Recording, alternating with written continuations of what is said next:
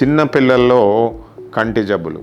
చిన్నపిల్లల్లో కంటి జబ్బులు ముఖ్యంగా మనం ఏం చూస్తుంటామంటే రిఫ్రాక్టివ్ ఎర్రర్స్ అంటే దృష్టి లోపాలు. దీంట్లో 3 రకాలు.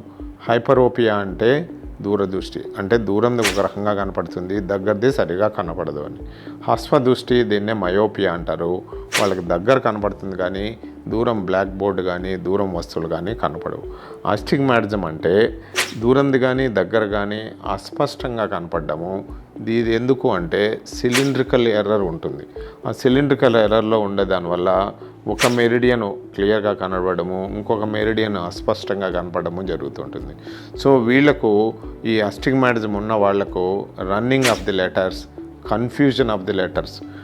ఎగ్జాంపుల్, టీని వైగా చదవడము, వైని టీగా చదవడము, సిని ఓగా చదవడము, ఇలాంటివి జరుగుతూ ఉంటాయి. సో ఈ దృష్టి లోపాలు ఈ చిల్డ్రన్లో, స్కూల్ ఏజ్ చిల్డ్రన్లో దగ్గర 1 in 5, 5 మందిని పరీక్ష చేస్తే ఒకరికైనా ఈ రిఫ్రాక్టివ్ ఎర్రర్ ఉంటుంది. So this is the common in children.